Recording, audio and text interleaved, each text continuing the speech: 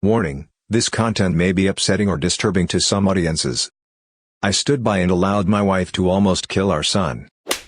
3 shocking confessions of Reddit. The third story is the most intense confession story I have ever read on Reddit.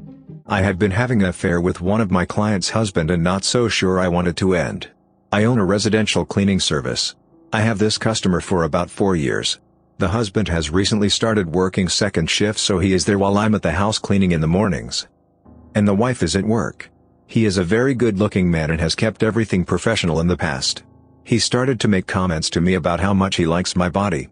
I ignored his comments. About 3 weeks ago I was changing sheets in the master bedroom and he came in the room and rubbed my butt and kissed me on the neck. Whatever he did sent a chill up my spine and I turned around and kissed him. And it didn't take long before we were in bed having sex. It was the best sex I have ever had in my life. Now every time I see his beautiful wife I feel guilty. I will see him again this morning and I guess I don't feel guilty enough to stop having sex with him because he mentioned that he would like to see me dress up in a sexy maid's outfit. So yesterday I bought a short skirt, stockings and garter belt which I plan to wear for him today and have him rock my world. Not sure what to do about this. Just don't want it to stop. He also mentioned that he would like to have a threesome with his wife. Which I would do but not sure how to even go about this. Seeing how fat my fiance's mother is has made me reconsider marrying her. I met my fiance's mother earlier this week and she is very obese. It has really made me rethink marrying my fiance. I don't expect her to stay beautiful forever. She will get old, wrinkly and gain some weight and I'm completely fine with that.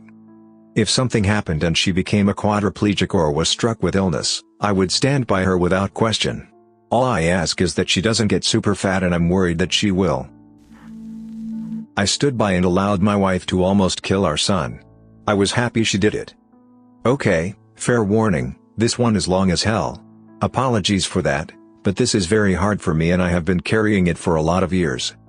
On the advice of my therapist, I've written it all out to try to work out my feelings on it. He didn't advise me to submit it to Reddit of course, but I have struggled with this for a long time. And I need to hear other people's opinion on it. I still really have no idea how I feel about it, even after all these years, but I will submit for judgment by the masses. I know I did wrong on some things, probably a lot of things. I tried to do my best I could. My son was very troubled. Very troubled. If you have seen the movie We Need to Talk About Kevin, it will really help to understand what I'm talking about, because I swear to God when I watched that film I thought I was watching a documentary of my life. I felt like the writer must have had cameras hidden in my house, that's how accurate it was.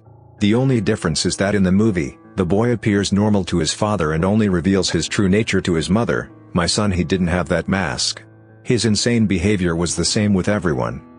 From the day he was born, my son just came out wrong. He was planned. My wife and I tried to get pregnant and were ecstatic when he was born. He was wanted and loved. We showered affection on him and really tried to give him a happy childhood. But from the day we brought him home from the hospital, he was miserable. He cried for 13 months straight.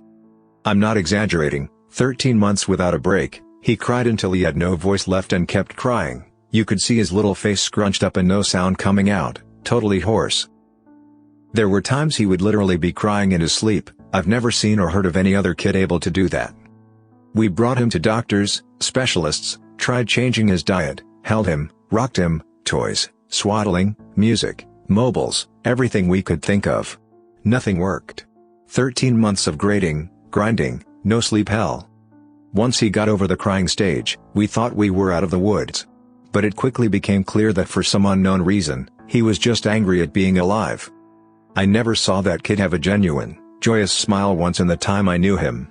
I saw him grin a vicious, horrible grin many times, taking a perverse pleasure from causing pain or suffering or breaking a rule. But a smile from real pleasure at something nice?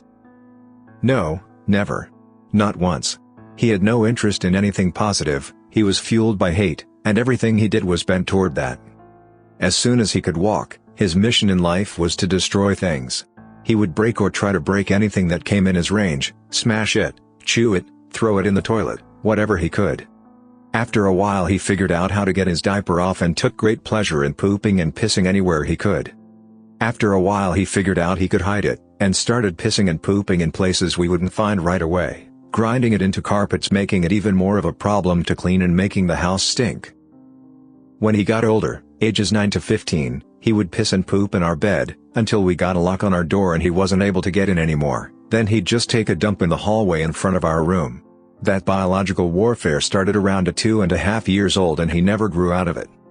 I'll try to speed it up as I could literally go on for days about this stuff, but as he grew older, he became more and more unmanageable. He would bite, kick, scream, scratch and spit at anyone trying to do anything with him. He was kicked out of school twice before he was 9, then let him back in and then kicked him out for good. He had to change schools. The next one put him in a special class that kept him away from the other students. We had to install a door and lock on the kitchen because he would steal knives and use them to gouge the walls and furniture or chase people with them. When he was 10, he stabbed me pretty good in the hip and ass. I still have the scars. As he grew older, he grew darker. He moved into setting things on fire, and torturing local animals. There was a stray dog that hung out around the park near our house. My son blinded it in one eye with a barbecue fork. He would dip cats' tails in gasoline and light them on fire. He became a violent, stinking, vicious beast that lived in our house. We couldn't do anything with him. Yes, we had the kid in therapy. He saw a psychiatrist twice a week, and had God knows how many different medications prescribed to him over the years. Nothing worked. Therapy didn't work.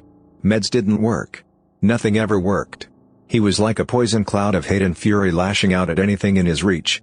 When my son was 16, my wife got pregnant again. I can't tell you how different our reaction was. Instead of joy, we felt horror. This pregnancy had not been planned, and we really were at a loss over what to do. My son had been such an unending nightmare for 16 years, we couldn't take the idea of starting again from the beginning. We talked a lot about terminating, but A, access to abortion was not as easy in those days as it is now, and B, my wife was very against it. We talked about many options. In the end, we decided that my wife would have the baby, and if it turned out evil we would put it up for adoption. We knew we just couldn't do it again with another child like our son. We had a daughter. She was normal. Suddenly we saw what our lives should have been like the whole time, how things would have been had our son not been himself. She laughed at things. She breastfed without biting. She didn't have teeth yet anyway, but you could tell she was just trying to eat, not tear her mom's breast off.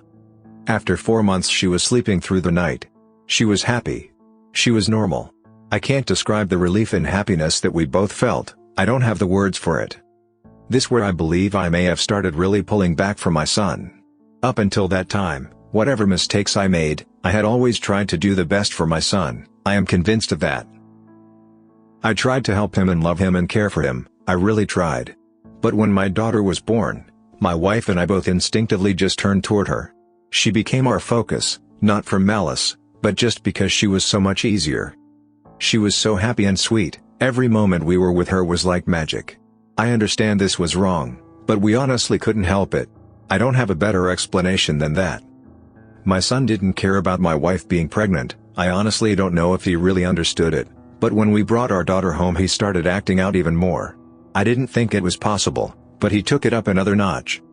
At this time he was 17, and we were having blowout screaming matches daily. Usually after we fought, he would storm out of the house and disappear for hours at a time, or come back the next morning. It was a relief. I started to actually look forward to our fights because it would get him away from us for a while. After the birth of our daughter, my relationship with my son was almost entirely gone. Our only real interactions were screaming at each other. My wife was even worse with him, she just had nothing left. At that time, if our son even came into the same room as her, she would just stop whatever she was doing and start screaming, "Get the hell away from me! Get away! Get the hell out!" Until he left. He started spending more and more time out of the house, which was a blessing for us.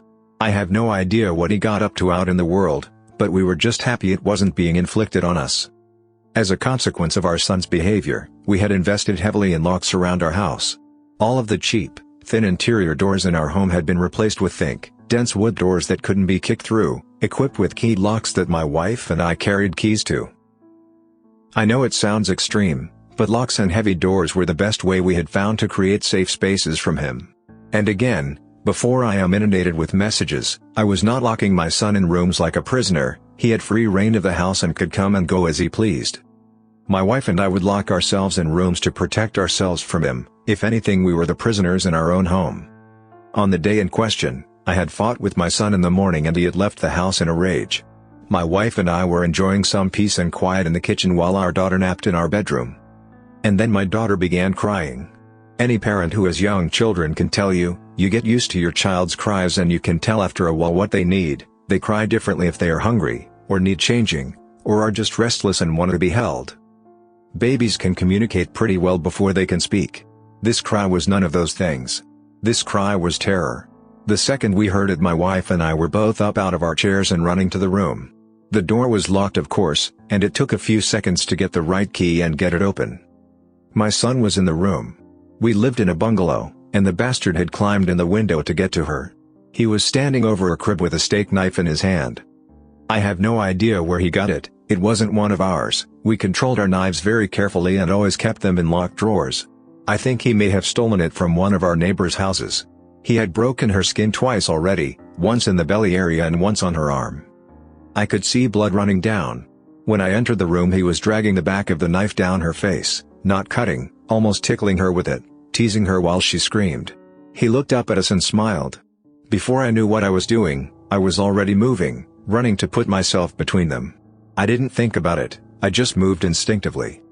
Even with that, my wife got there faster. It was like a movie on fast forward. She got to our son and bashed his hand away, knocking the knife across the room, and then shoved him with her whole body weight, so hard that he flew away from the crib and bounced off the wall. I picked up my daughter and held her while my wife screamed us. I could see her shaking, almost convulsing. I can remember the smell of the room, the sound of my daughter screaming and wailing. The look on my son's face as he stood there. Just nothing. Blank, dead, there was nothing in his eyes, no emotion. He looked like an alien to me. I watched my wife take a step toward him. I could have reached out and stopped her, but I didn't. She stepped forward again, very close to him. I could have stopped her again. But I didn't. She waited, looking at him for maybe 3 to 5 seconds without moving. And then she punched him in the face. Now until this point, you may have been picturing my wife as a typical woman, small frame, dainty, delicate. This is not the case. My wife does have a small frame, but dainty and delicate she is not, never has been since I've known her. Since her early teens, my wife has been a boxer. MMA didn't exist back then, but karate and boxing were big in those days, and my wife was a very talented amateur. She was about 130 pounds, she carried a lot of muscle and she knew how to punch. I had 70 pounds on her back then, and I have no doubt that in a real fight between me and her she could have and would have pounded me flat. Neither of us had ever laid a hand on our son in anger before, but something broke in her that day, and all the years of anger and pain and sorrow and frustration just came pouring out. When she hit him, his head snapped back and blood started pouring out of his nose. He hardly reacted, he just looked at her with this shocked expression like he didn't know how to process what had just happened. She waited another second. And then she hit him again. I could have reached out and stopped her. I could have dragged her out of the room, taken her away, calmed her. I didn't. I just stood there and watched while she systematically started to pound him to a pulp. Every time he brought his hands to cover one part, she would blast him somewhere else, body, head, over and over. He started screaming, crying out, yelling for her to stop. It's the most genuine reaction I'd ever seen him have to anything in his whole life. But she wasn't stopping. I watched her ramping up, hitting harder, faster, working him like a heavy bag. He tried to swing at her and she slipped him easily. She was on autopilot, sinking down into her training. I stood there watching for a minute. Then I turned my back on them and took my daughter out of the room. I brought my daughter to the kitchen and gave her a bath in the sink. I found that he had cut her a third time on the sole of her foot. All the cuts were superficial. I cleaned her up and held her until she calmed. I put polysporin and band-aids on her cuts. In our bedroom, I could hear my son screaming, calling my wife horrible names, telling her he would cut her head off and F her corpse. After a while, I didn't hear him saying anything anymore, didn't even hear him crying out. I assumed that he must have been knocked out. But I could still hear her beating him. That went on for a long time. Long enough for my daughter to drift off to sleep in my arms. I just sat at the kitchen table waiting for her to finish. Finally she came out and sat down across from me. Her hands were swollen and red.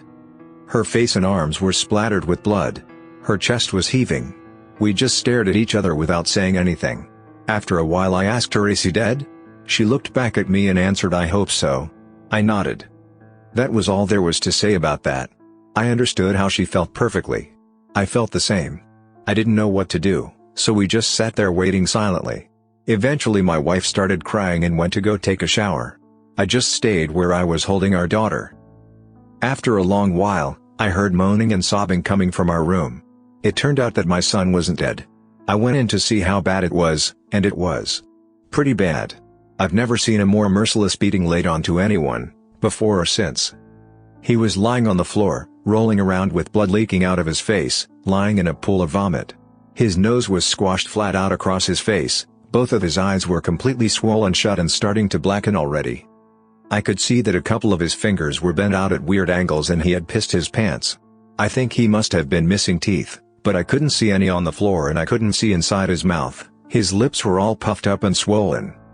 From talking to my wife about it later, I know now that she had systematically beaten every part of his body, focusing heavily on his legs. She told me she kicked him in the groin repeatedly until her legs got tired, and had kept beating his body long after he had passed out. When my wife came out of the shower, I still didn't know what to do about our son. I didn't know whether to call the police or an ambulance, take him to the hospital myself. I honestly didn't have any idea what to do. After a while I realized that I simply didn't care what happened to him anymore, and we decided to just let him live or die on his own. There was an in-law suite in the basement that we had never really used, and my wife, my daughter and I just moved down there. We simply ceded the top floor of the house to my son and locked everything down, separated our lives entirely.